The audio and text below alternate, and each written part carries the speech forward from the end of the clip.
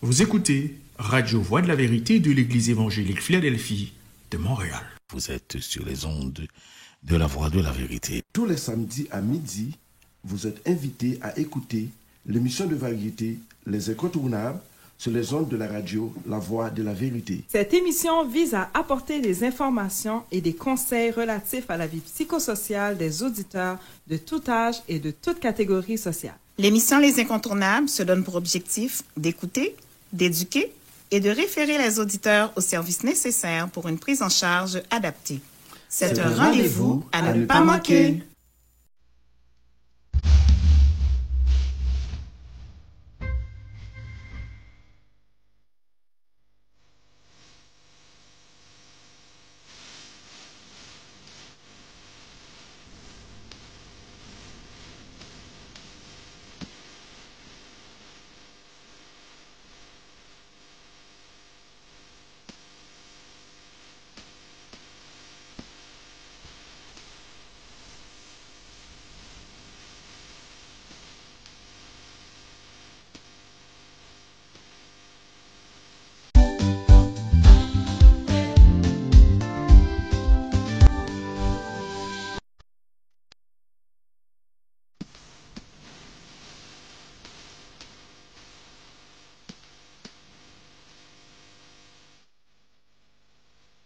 Auditeurs, auditrices de Carrefour, bonjour, bonsoir.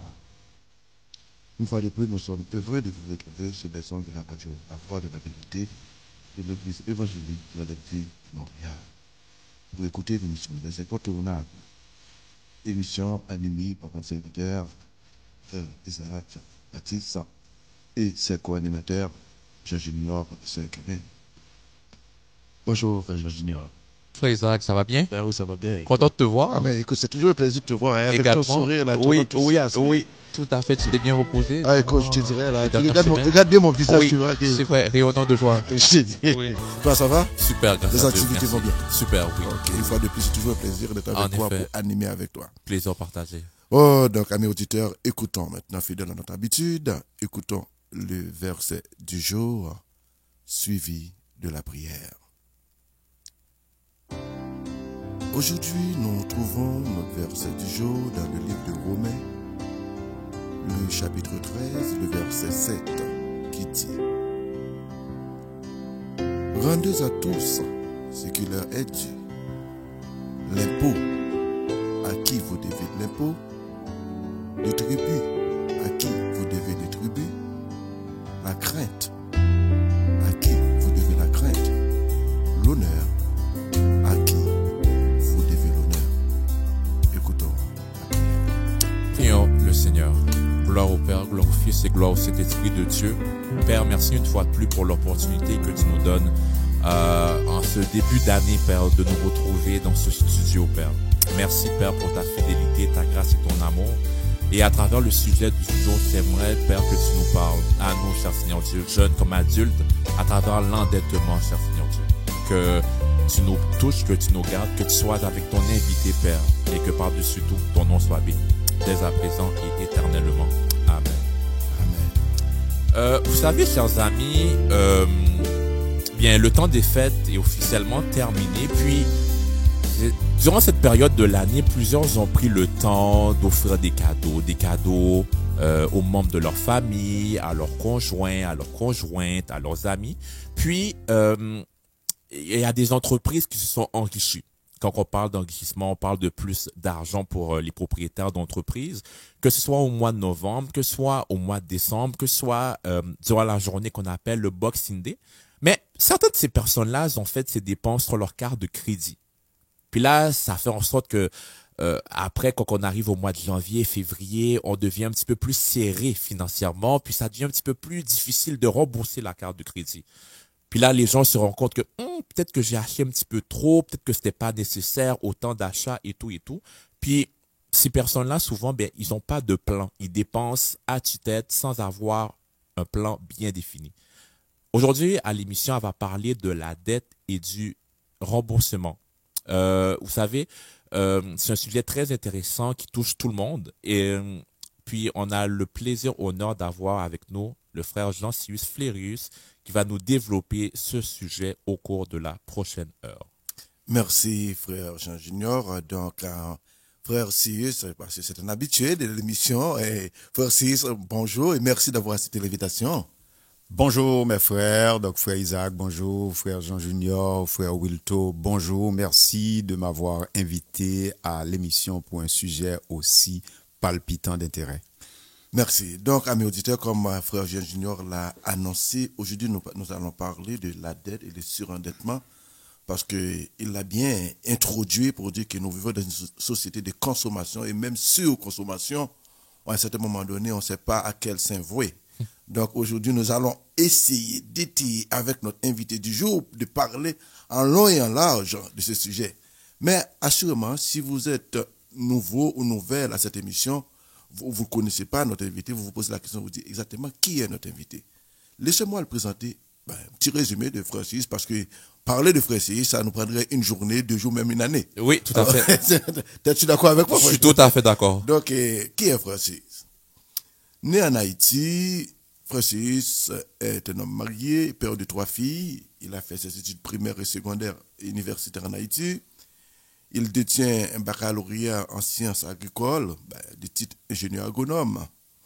Il est aussi diplômé à l'Université de Genève, ses études supérieures à l'Institut universitaire d'études du développement. Il a aussi une maîtrise en santé environnementale à l'Université de Montréal. Mais après avoir occupé des postes de responsabilité dans quelques entreprises par rapport à ses études, il a fini par remarquer que ça l'amènera presque nulle part. Il fallait qu'il vole de ses propres ailes.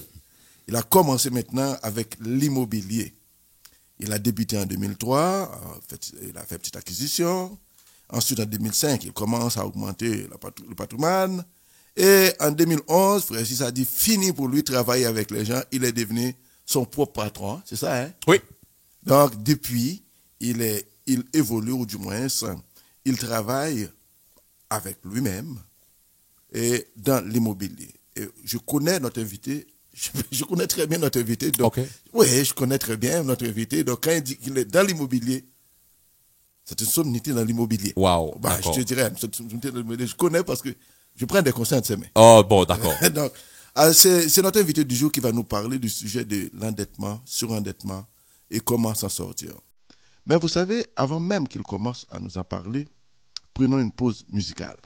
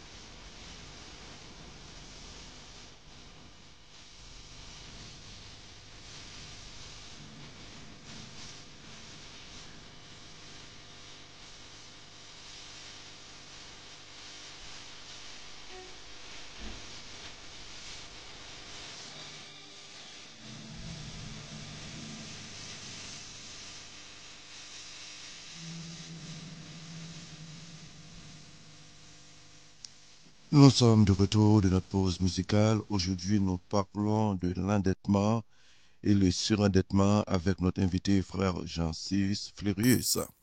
Francis, encore une fois de plus, nous te remercions d'avoir accepté notre invitation pour venir parler à nos auditeurs et auditrices d'endettement sur endettement. Mais quand on parle d'endettement sur endettement, on parle de quoi exactement, Francis? Rebonjour, frère Isaac et toute l'équipe. Bonjour à tous les auditeurs de la radio.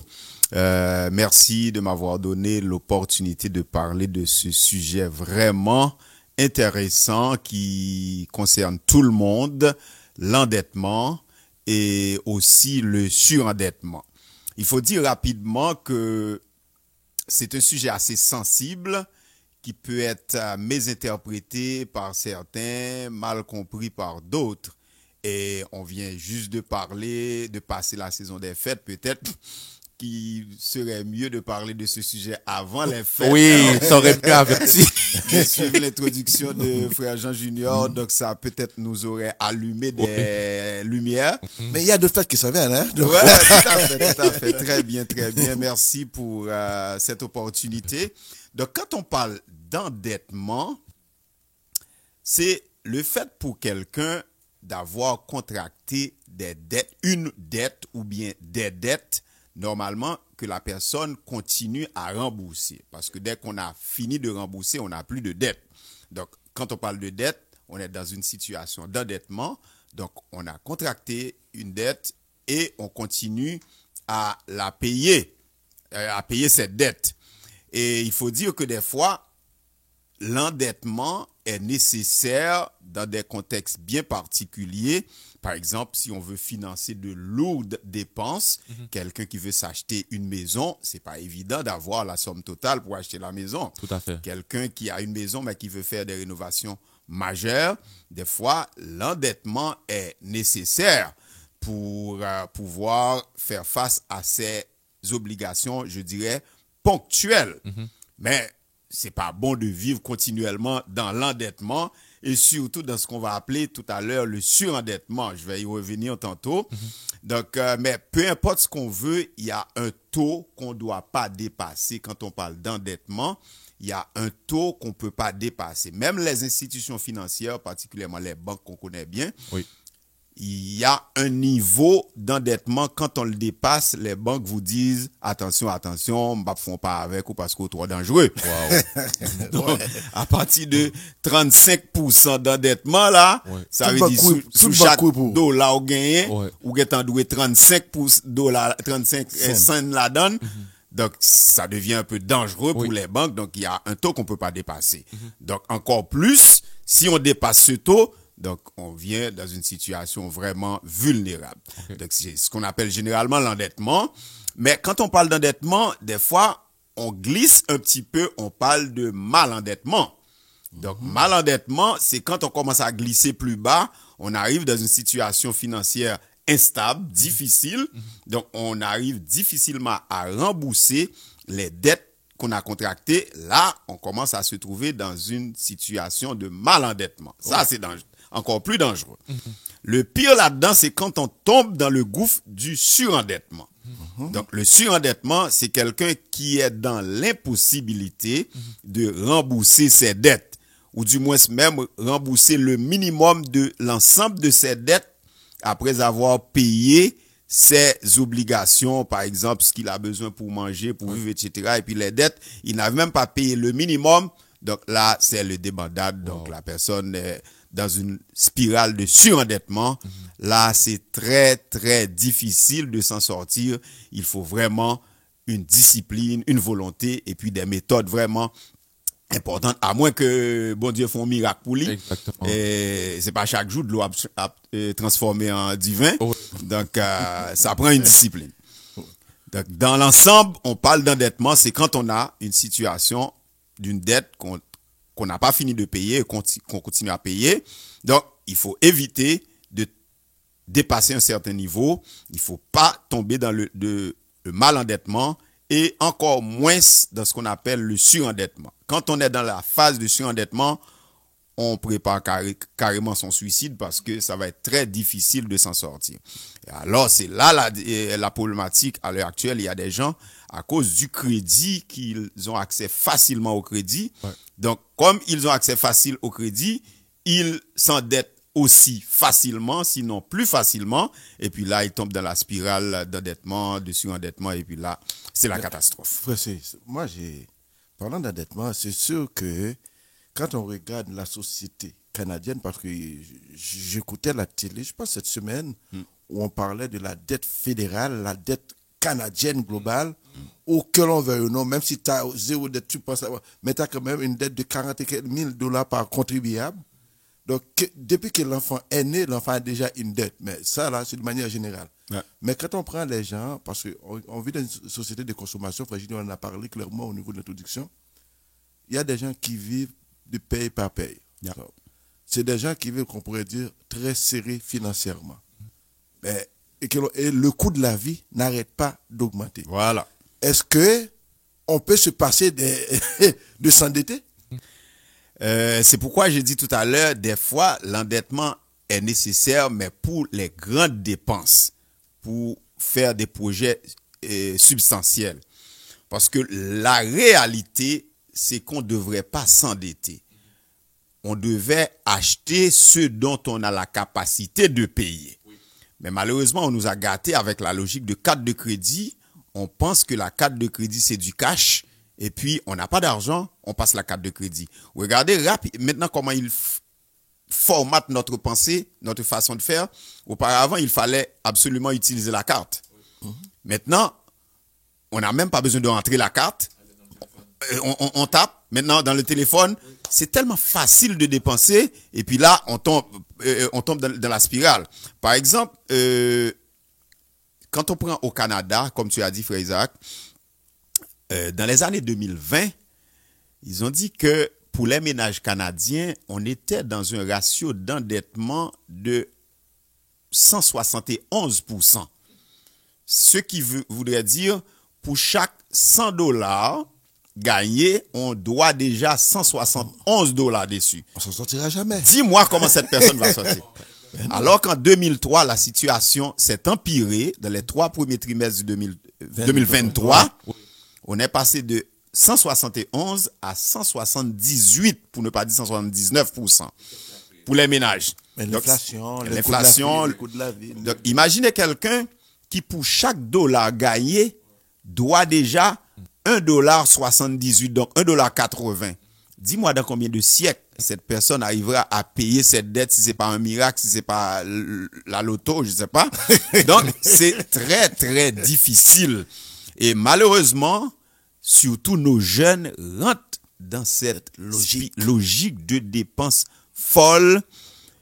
Parce que si j'ai 100 $, je peux pas prétendre dépenser 120 $. Automatiquement, les 20 $, c'est des dettes. Mais puisque la dette que j'ai contractée aujourd'hui, il va falloir non seulement que je la paye, oui, mais avec des intérêts. Le pire, si j'arrive pas à payer la dette, je vais payer non seulement les intérêts sur la dette, je vais payer des intérêts sur les intérêts de la dette. Donc, ça finit plus. Donc, je fais que m'appauvrir et puis laisser en héritage pour mes enfants de la pauvreté, là. Pourquoi, Francis, d'après toi, il y a une malinformation au niveau des jeunes, justement? Pourquoi c'est plus facile pour nous d'être tentés, justement? Est-ce que c'est pour le bien paraître? Est-ce que c'est parce que on est dans une société, comme je l'avais dit en introduction, de surconsommation? Pourquoi, selon toi? Bon, c'est sûr que la logique de surconsommation vient interpeller les jeunes sérieusement. Donc, partout où on passe, la télé, la publicité, le marketing, etc. Et puis, les influenceurs, c'est ça, exactement. Exact. Et puis, ils passent la majeure partie de leur temps sur les réseaux sociaux, sur Internet. Ouais. Et tout ce qu'on ouvre sur la technologie maintenant, c'est la publicité qui arrive. Oui. Donc, puisqu'ils sont constamment sur la technologie, il y a la publicité qui arrive constamment, donc ça nous donne l'envie de dépenser.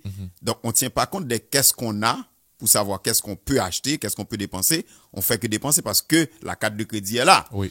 Et le pire qui puisse arriver, je vais juste ouvrir cette parenthèse, des fois, il y en a qui ne regardent pas la limite de la carte de crédit. Vous savez que si vous avez une limite de carte de crédit de 1 000 $, des fois, le système vous permet de dépenser plus que 1 000. Et puis là, Wow. on est barré, là, Wow, comme wow. disent les... Ouais. OK? Ouais. Donc, on parle de la logique de surconsommation, la consommation d'électronique, en fait, d'Internet ou du moins de la technologie en continu. Oui. Mais tu as bien dit, il y a le faire paraître, là. Oui. OK, on veut faire partie de la, je sais pas si, La société de de la la- société, Quel- du groupe. Exactement. Donc, c'est- L'influence de l'époque. Voilà, exactement. Donc, les gens de mon époque, c'est telle marque qu'ils Telle mettent, les génération, jeunes de oui, mon époque, oui, etc. oui, si oui. je mets pas telle marque, Je suis out. Exactement. Voilà, je suis pas Pour faire considéré. partie du groupe. Là, Exact. Parce qu'il faut qu'on voit. Exactement. Pour être ça, c'est visible. très dangereux quand on se compare aux autres, Tout à fait. alors qu'on n'a pas la même réalité financière. Mais frère, c'est pas seulement les jeunes, parce que si vous vous rappelez l'âge de vous deux, même dans le message que Pasteur Eden a prêché récemment, il a fait allusion par rapport à cette comparaison qu'on a la fâcheuse tendance à faire. On ne Entre sait l'un pas l'autre. depuis combien de temps que la personne travaille Exact. pour avoir ce qu'elle a. Tout à fait. Mais nous venons d'arriver, nous voulons tout de suite avoir la même chose. C'est ça. Ça nous mène dans un endettement, surendettement à un certain moment donné, nous ne pouvons plus vivre. Exact. C'est ça. Et comme tu viens de bien dire, il y a un niveau d'endettement dans lequel on est arrivé, ce qu'on appelle le surendettement. Oui. On vit plus là. On ne vit plus. On vit plus, on vit que pour l'autre qui nous a endettés. C'est comme la Bible dit, celui qui s'endette devient l'esclave de celui qui prête de l'argent. Tu comprends? Donc on devient l'esclave de l'autre. Moi, je connais une personne, là, on va pas dire ça comme ça. J'ai eu vent d'une affaire, d'une histoire, où quelqu'un est tellement surendetté qu'il ne regardait même pas ses enveloppes, ses factures, parce qu'il savait que toutes les enveloppes qu'on envoie chez lui, c'est des factures, il ne regardait plus. Voilà. Cette personne ne vit plus. La personne ne vit plus et puis elle va perdre beaucoup d'opportunités parce qu'elle pense constamment aux factures et puis c'est tout le reste qui va venir. Mais tu dors plus, l'anxiété, à un certain moment donné, tu n'arrives pas à dormir, tu penses qu'est-ce que tu vas faire. Le surendettement tue aussi. Ah, bien sûr. Mais ça tue à tous les niveaux. Ça peut te tuer physiquement, là. Wow. Parce qu'arrivé à un certain moment, tu n'as plus d'appétit, tu peux plus manger. Mais émotionnellement, bon, on va parler des On va les parler de- conséquences, c'est quelque chose de fondamental, mais à tous les niveaux, ça nous affecte. C'est pourquoi, moi, je prends toujours le temps de parler aux jeunes Oui. que c'est très, très important de comprendre qu'une carte de crédit, qu'une carte de crédit surtout, c'est pas du cash. C'est une dépense potentielle. Ça veut dire, si j'ai une limite de carte de crédit de $5,000, ça veut dire j'ai une dette potentielle de $5,000. Quand je vais faire une application pour un prêt à une institution financière, l'institution financière va regarder toutes mes limites de carte de crédit. Donc, je suis potentiellement endetté pour ces limites. Wow. Donc, c'est ça que les gens ne comprennent pas. Et puis, la banque va dire, si j'ai une limite de $5,000 et puis je dois $4,000 sur cette carte, je ne suis pas crédible, je ne suis pas fiable parce que je suis en situation de stress financier. Donc, on ne peut pas me confier plus. Si je ne peux pas gérer $5,000 de limite, sur 5,000, je dois 4,000. Donc, si on m'emprunte 100,000, donc je vais exploser la limite. Il y a un adage facile qui dit souvent c'est mieux d'avoir plusieurs cartes de crédit. Est-ce que c'est vraiment vrai ou c'est juste conseiller une carte de crédit? Pas nécessairement vrai, c'est une très bonne remarque quand tu dis ça. C'est pas toujours bon d'avoir plusieurs cartes de crédit. Okay. Ça dépend de qu'est-ce qu'on fait avec. C'est mieux d'avoir une carte de crédit ou bien deux cartes de crédit que je gère bien, parce que je vais expliquer pourquoi les gens comprennent mal ça. Normalement, je ne dois pas dépasser 50% de la limite de ma carte de crédit. Il y en a. Ton exemple de tantôt, le 5,000, c'est pas plus que 2,500. Tu dois pas dépenser tu dois pas devoir plus que $2,500 sur la carte. Non, l'idéal, c'est d'arriver à 40%.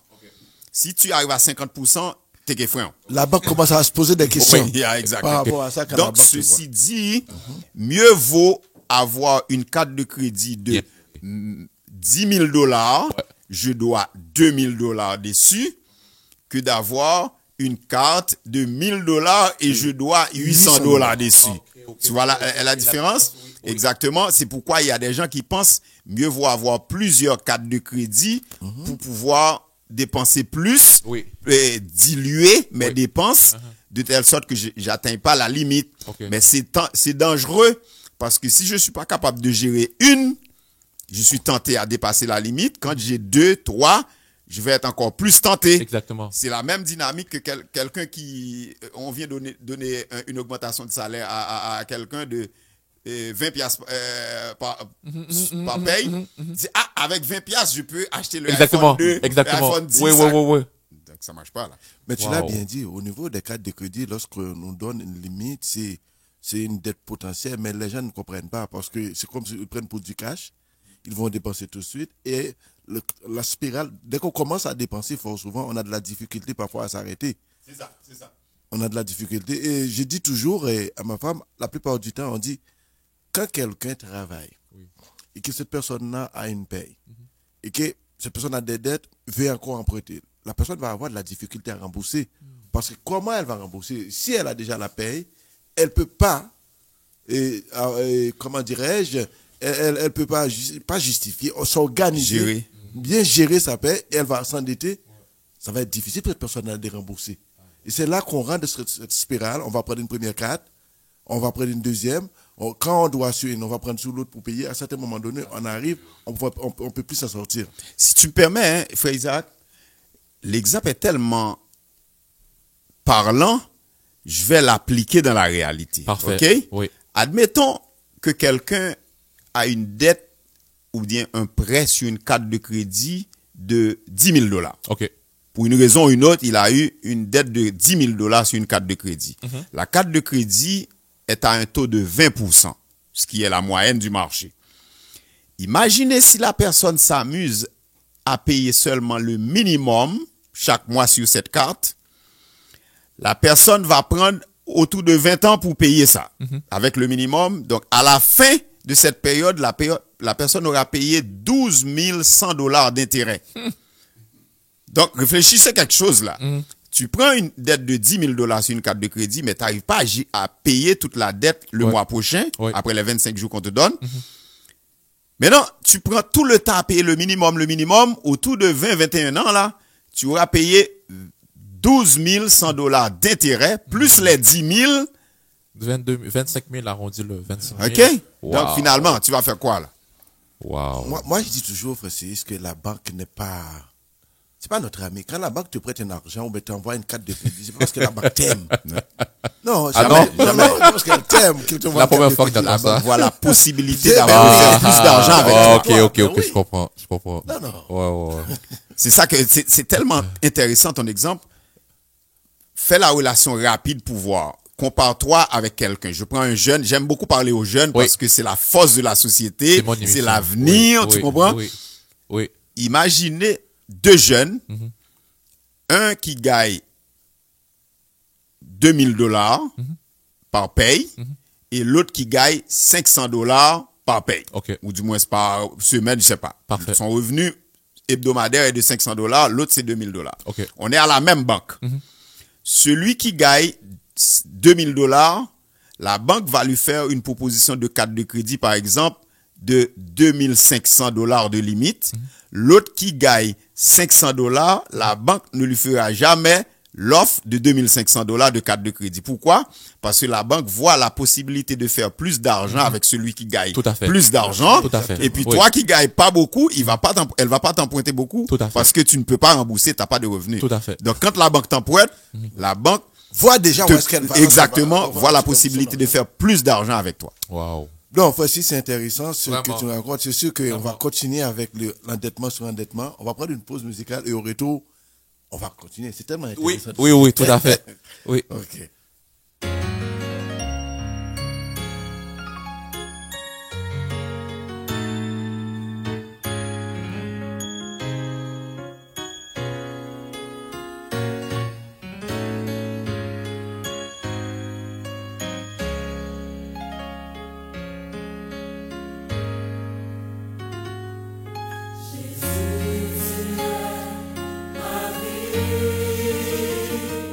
Toi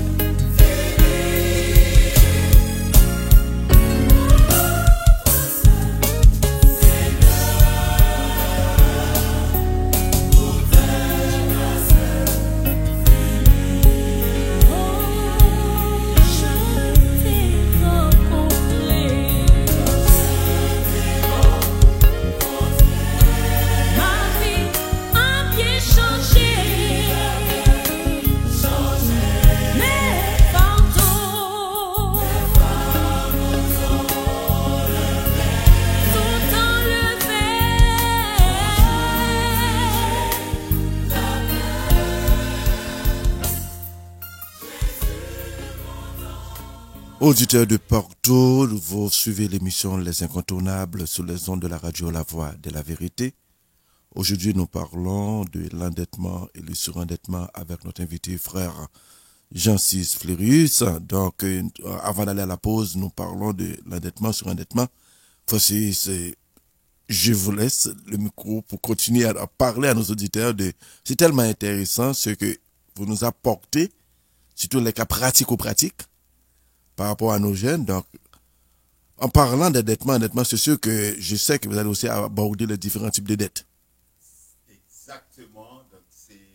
C'est un élément très important dans l'émission. On voulait faire comprendre aux gens de ne pas tomber dans la dynamique du malendettement et surtout du surendettement. Parce que pour tomber là, qu'il faut presque couler à mât. Par contre, on peut se poser la question, quel type de dette que quelqu'un peut contracter? Mais avant de parler des types de dettes, je voulais attirer l'attention de l'auditoire sur quelques éléments. De pouvoir commencer à arriver là-dedans, il faut poser une question. Oui. Est-ce que à la fin du mois, j'arrive à payer toutes mes factures? Ou du moins, est-ce que j'arrive à payer à la date, au plus tard, à la date limite, la date d'échéance qu'on m'a donnée?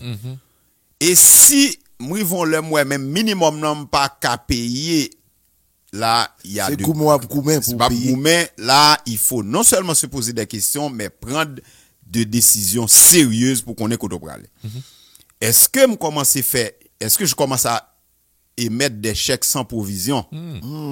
Quand j'émets un chèque, j'attends la paye. Si jamais la paye arrive une journée en retard et puis le chèque rebondit, c'est très dangereux. Dès que je suis dans cette situation-là, il faut arrêter tout de suite et puis prendre les bonnes décisions. Est-ce que je commence à recevoir des appels des agences de recouvrement?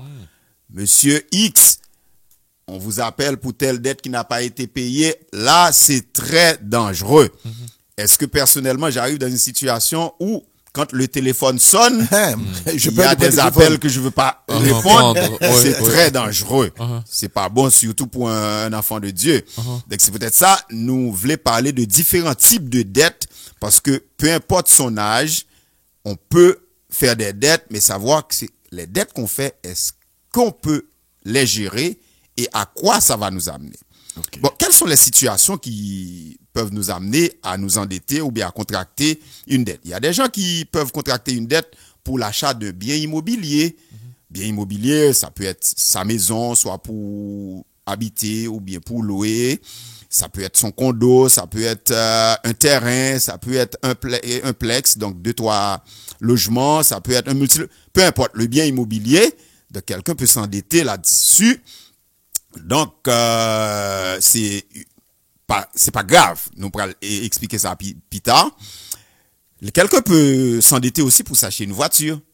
Maintenant, posons-nous la question, la voiture, est-ce pour faire du taxi, ou bien c'est juste pour aller travailler, ou du moins, est-ce que je suis capable de payer cette voiture-là pour le moment? Quelqu'un peut s'endetter pour faire des études. Les prêts, les fameux prêts et bourses en Occident. Ouais. Donc ça, c'est quand même assez intéressant. Il y en a qui s'endettent pour un voyage dans le sud. Ah, c'est les vacances d'été, il faut que je voyage. Là, je vais voyager sur la carte de crédit, mais j'ai oublié que la carte de crédit ne va pas se payer toute seule. Donc, et puis après le voyage, c'est mounou, l'attention dans la famille, etc. OK. Est-ce que je m'endette pour des biens de consommation? Des biens de tous les jours? Est-ce que j'achète ça, même si j'ai pas les moyens de me les payer? Donc, j'aimerais bien attirer l'attention des gens sur ce qu'on appelle, est-ce que c'est vraiment des besoins? Ou bien est-ce que c'est des envies que je suis en train de satisfaire? Quelqu'un peut s'endetter aussi pour aider ses proches, ou bien pour subvenir aux besoins de ses enfants. Ah, commencez à faire attention là. Si le frère, la sœur est en difficulté, mais je vais m'endetter pour l'aider, ou du moins pour sortir ma fille, mon fils d'une situation difficile, est-ce que je suis capable de le faire maintenant?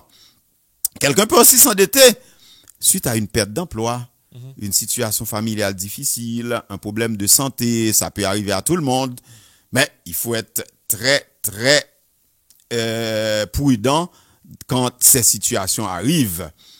On peut s'endetter aussi suite à une mauvaise décision familiale, une mauvaise décision financière. Des fois, les gens qui font acquisition et puis ça passait mal, ça a tourné en dette. OK? Des fois, on a décidé d'acheter un salon pour l'année qui va changer. On achète un salon, on achète une chambre, mais on a oublié qu'on n'avait pas assez d'argent pour se le payer. Avec les fameux accordés, là, on a payé pita, on a payé en 12 mois, acheter maintenant, payer plus tard. Mais plus tard, on aura toujours ces dépenses. Exactement.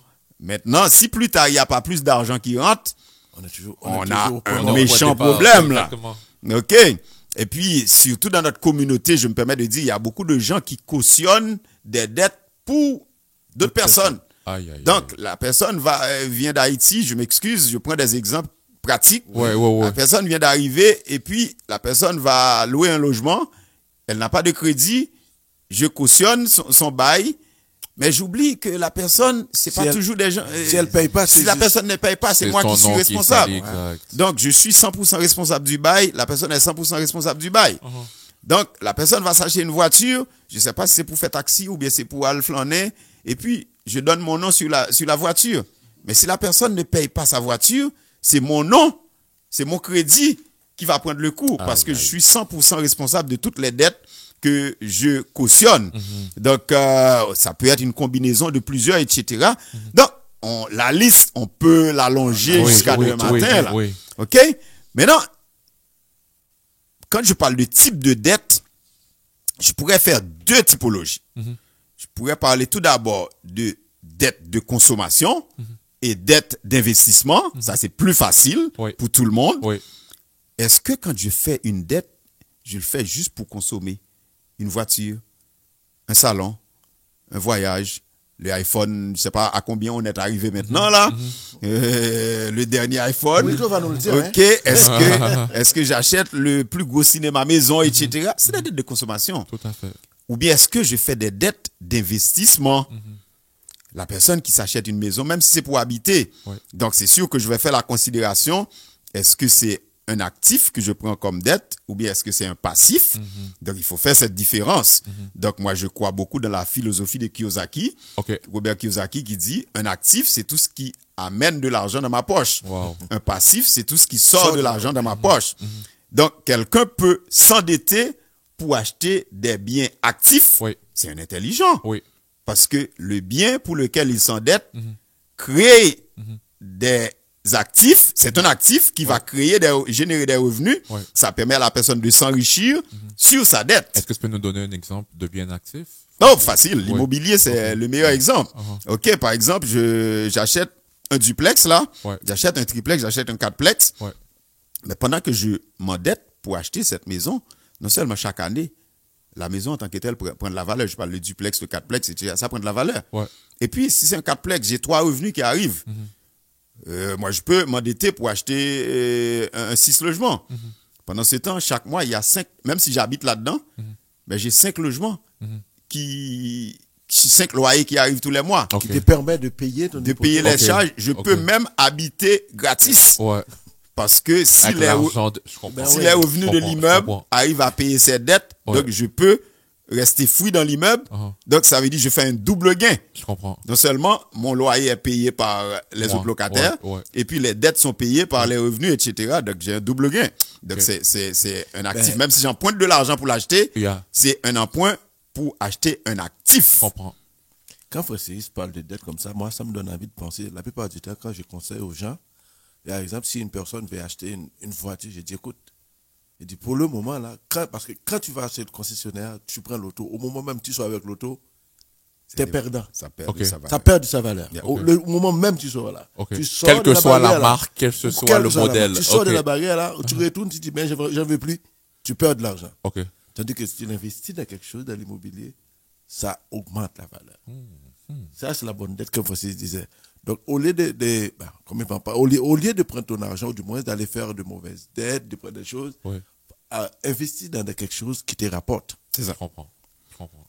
C'est très, très important de faire cette catégorisation, les dettes de consommation et les dettes d'investissement. Mais si on veut aller un peu plus large pour faciliter tout le monde, on peut les catégoriser en 3. Il y a des mauvaises dettes. Il y a des... En fait, il y a des bonnes dettes. Oui. Il y a des mauvaises dettes. Oui.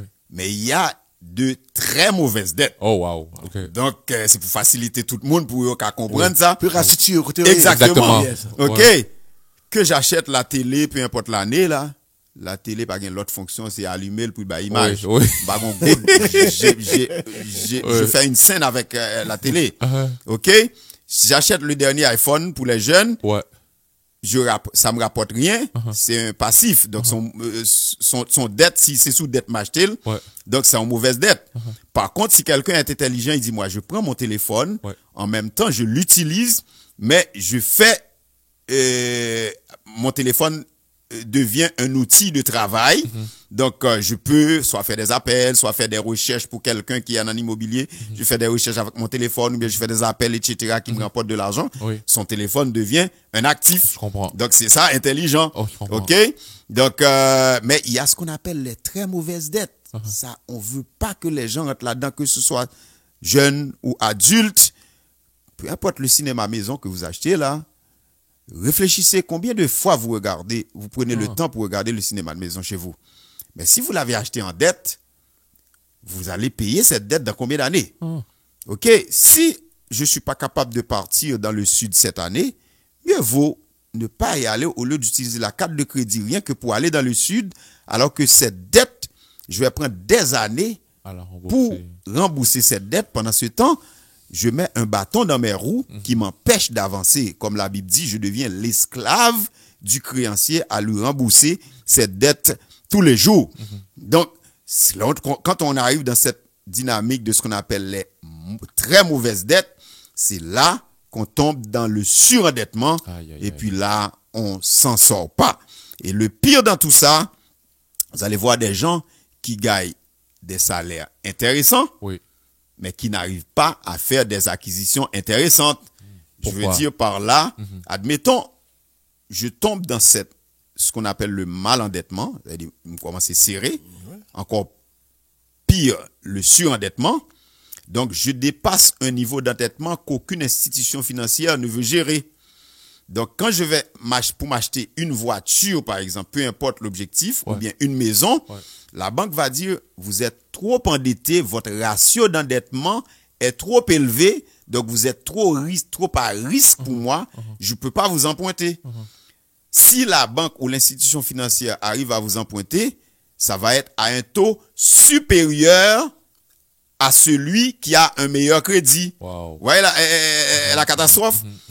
Tu es déjà endetté, tu viens contracter un prêt, soit pour un auto, soit pour une maison. La banque te dit, je ne peux pas t'emprunter. Mais si je dois t'emprunter, le taux va être supérieur à celui qui a un bon crédit. Donc, ça veut dire, je rentre encore dans une situation de surendettement parce que Exactement. endettement me vient coûter plus cher que mon voisin ouais. qui fait le même move que moi, là. Ouais. C'est ça, je me dis tantôt, parce que enfin, on arrive parfois dans un carrefour où lorsqu'on est pris dans la spirale de l'endettement, c'est difficile pour nous de nous en sortir. C'est ça. Et les institutions le savent très bien. Francis l'a démontré, l'a dit. Si, par exemple, tu es déjà endetté et que maintenant tu vas emprunter pour surendetter encore certainement, comment tu vas t'en sortir? Tu ne t'en sortiras jamais. Et les institutions le savent. Et puis, si vous me permettez, Bien sûr. dans cette logique de surendettement, il y a, quand vous allez dans les concessionnaires de voitures, surtout, Oui. Ouais. il y en a qui vous disent, ils vous donnent une deuxième chance au crédit. Troisième Une chance troisième au- chance au au crédit. crédit. C'est Ça, la c'est mort dangereux. totale. Oui, C'est dangereux. la mort subite. Oui, oui. Je me permets de le dire, c'est la mort subite. Ben oui. Parce que en première chance au crédit régulier, admettons que vous seriez passé à 3-4%. Ouais.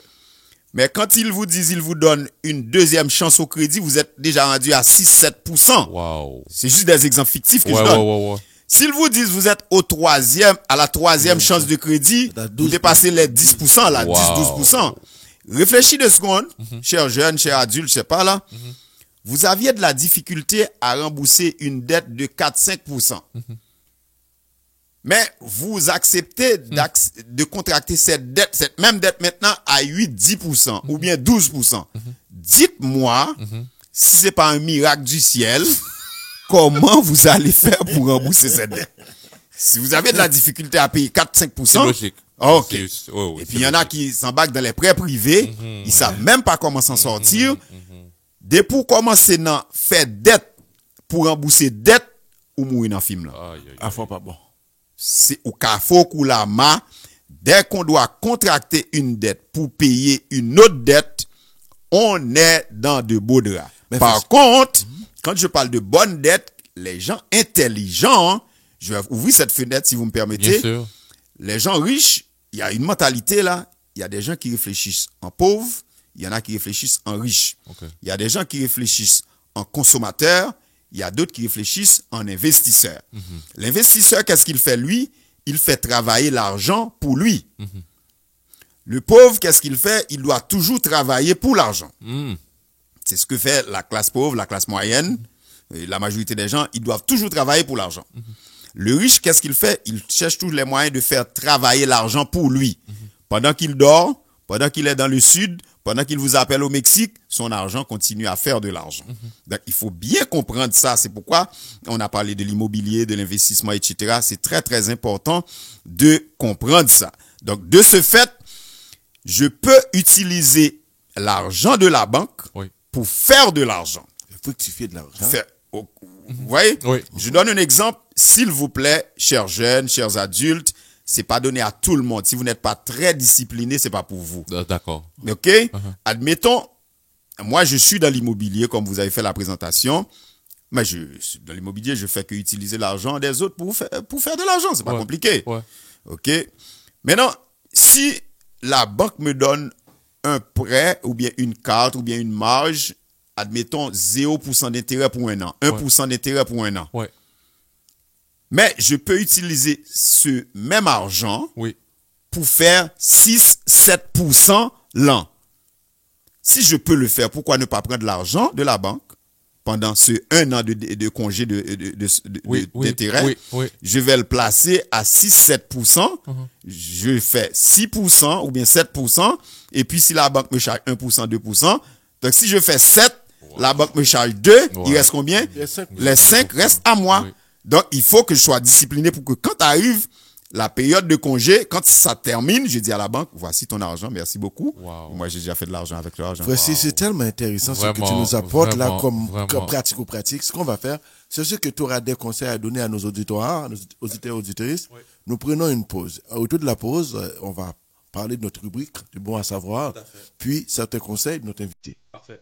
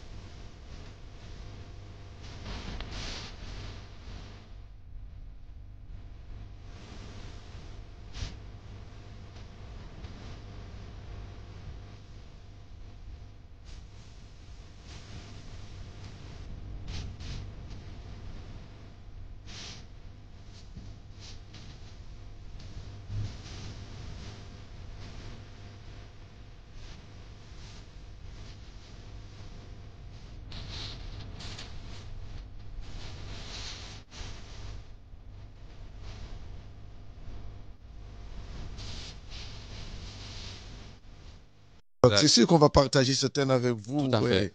Mais avant d'écouter notre invité du jour, notre Francis, écoutons d'abord notre rubrique Bon à savoir. Vous savez que j'aime toujours faire des bons à savoir liés avec le thème du jour. Hein? Ouais. Donc, une petite question pour vous rapide. Est-ce que selon vous, vous avez la tranche d'âge? Donc, je veux vraiment la tranche d'âge qui est la plus endettée selon vous au Québec. Ça date de 2024, qui veut dire l'année dernière. Oh, tranche d'âge. Oui. Toi, t'as toujours des questions difficiles Oui, à poser. c'est ça le but. C'est ça le but du bon à savoir. C'est ça le but. Oui. Moi, je dirais dans les traites à traite. Je Non, voulais il choisir. veut savoir, là. Moi, je veux une tranche d'âge. Vous me dites. Ouais, une est-ce tranche que d'âge. si je dis traite à 40? Proche. La tranche d'âge qui est la plus endettée, c'est la génération X de 43 à 58 ans. C'est elle la plus endettée en moyenne de carte de crédit, de prêt hypothécaire, etc. Donc, de 43 à 58 ans. Si vous êtes dans cette tranche d'âge-là, attention. Donc, c'était le bon à savoir. Ralentissez un Oui. peu. C'était le bon à savoir d'aujourd'hui. Merci, frère Junior. Tu nous apportes toujours de nouvelles choses pour vos auditeurs. À chaque fois que nous écoutons cette rubrique Bon à savoir, nous apprenons des choses qui nous aident Oui. à mieux nous contrôler. Tout à fait. Ouais. Donc, revenons avec notre invité qui nous parle de l'endettement sur endettement, Francis. Avant de conclure, qu'est-ce que tu as apporté pour nous, à nos auditeurs?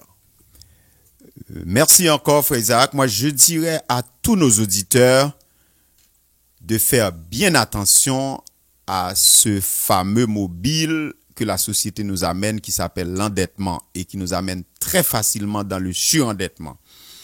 Ces jours-ci, c'est pas difficile de voir des gens qui gagnent un bon salaire, pour ne pas dire un très bon salaire, et qui ont de la difficulté à avoir un prêt régulier. C'est pas normal. On peut facilement trouver des jeunes qui gagnent un salaire approximativement de 100 000 et qui ont de la difficulté pour se payer un loyer régulier, là, un loyer décent. Et il y en a qui peuvent même pas signer un bail parce que ces jours-ci, tous les propriétaires sérieux vont sortir le bureau de crédit pour voir si vous êtes solvable, si vous êtes capable de gérer vos affaires, pour savoir si ils peuvent vous confier leur maison ou bien leur logement. Si vous n'êtes pas capable de payer votre loyer, vous avez des dettes non payées, des jugements à la régie, il n'y a pas beaucoup de propriétaires qui vont vous louer leur logement. Voire des banques qui vont vous financer pour acheter une maison. Il y a des gens qui gagnent plus que 100 000 $, qui ne peuvent pas s'acheter un bungalow, là. Wow. C'est triste. Et je me permets de faire cette ouverture pour ceux qui ont déjà contracté des prêts immobiliers. Ceux qui ont déjà acheté qui ont fait des acquisitions dans les années 2019, 2020, il y en a beaucoup qui vont se trouver en refinancement ou du moins en renouvellement en 2025 ou plus tard en 2026. Imaginez si la personne a contracté une dette et que la personne a été forcée pour s'acheter une maison qu'elle n'était pas en mesure de s'acheter. Oui. Ses moyens ne lui permettaient pas d'acheter cette maison. La personne avait généralement les bons taux, 1%, 2%, 2,2%. Mais si cette personne se retrouve dans des difficultés pour payer l'hypothèque liée à cette maison dont le taux est 2%, 1,95, 2,25, maintenant la personne va renouveler son prêt. Ouais. La même maison, elle aura des taux au minimum à 4%. Réfléchissez 2 secondes. Le là. montant va doubler. Réfléchissez Le 2 montant secondes. payé, Si oui. vous avez de la difficulté à payer un prêt à un taux de 2%, 2,25, Oui. maintenant vous allez être financé à minimum 4%. Si votre crédit n'est pas au top, vous pouvez même arriver à 5%. Donc, dites-moi par quel artifice vous allez payer cette dette maintenant. Si on devait payer 2500 $ pour l'hypothèque par mois, ce sera plus de 2500 $. Là. Ah ouais, c'est Et sûr. je suis obligé de vous dire, il y a des gens qui, la banque va demander un co-signataire ou bien un endosseur pour re-signer leur même prêt. Aïe, aïe, Si aïe. vous êtes dans ces situations-là, si la banque vous fait une proposition sans calcul, mieux vaut l'accepter tout de suite. Parce que dès qu'il commence à vérifier votre dossier, Mais frère, Ça va être c'est catastrophique. difficile maintenant là, de trouver un co-signateur. Hein, parce que, bon, je pense que tu l'as dit tantôt très bien, co-signer pour quelqu'un, c'est assumer la dette de la personne. exact, 100%. À Exact. 100%. Donc si la personne ne paye pas, ça va tourner contre toi. Exactement. Mais c'est tellement intéressant, ta question, frère Isaac, ça me permet de faire une clarification pour les gens. Admettons, je cautionne une dette de 100 000 $ pour une personne. Mon fils, ma fille, mon frère, mon cousin, etc. Comment la banque nous considère? Je suis 100% endetté, donc je dois 100 000 $. Mon frère doit aussi 100 000 $ pour la banque. Ça veut dire que la banque a deux personnes qui doivent chacune 100 000 $. Donc, banque la pas jouer. Donc, ça veut dire, si on est trois sur la même dette là, on est chacun 100% responsable de la même dette. Donc, c'est pourquoi il faut réfléchir énormément sérieusement avant d'endosser peu importe le prêt ou bien la dette pour quelqu'un. Parce que il y a un pile monde qui vit dans des circonstances où il doit avoir une famille, yon pas qu'à aider l'autre. Parce que ils ont été tous brûlés dans le même prêt, dans la même dette, et puis tout le monde tombé à zéro. C'est très bon, merci frère C. Ça a été un plaisir de t'avoir avec nous pour nous parler d'endettement. C'est sûr que c'est pas fini parce que je regardais des choses. On va quand même avoir un autre sujet sur l'endettement et le surendettement. Qu'est-ce que tu penses, Junior? Donc, parce qu'il reste encore de la matière à apporter à nos auditeurs. Oui. Mais merci pour aujourd'hui. Donc, amis auditeurs de partout, nous sommes avec vous nous étions avec vous pour vous parler de l'endettement et surendettement avec frère Cyrus qui nous a clairement parlé avec des exemples palpables. Des exemples, je dirais, quotidiennes. Oui. Ouais, des exemples quotidiennes que les gens vivent. Mais si vous, toutefois, vous avez des questions par rapport à l'émission d'aujourd'hui, vous pouvez quand même nous les écrire à l'adresse suivante. radeep@philadelphie.org. Je répète, radeep@philadelphie.org. Merci, frère Junior. Donc, merci encore, frère Cyrus, pour l'invitation que tu as accepté pour venir nous parler. Et merci, frère Junior, pour... Merci à toi, frère Isaac. Ben oui, tu es toujours là avec nous. Nous disons merci aussi à notre metteur en ondes, frère Wilto. Et sur ce, nous vous disons... À la prochaine.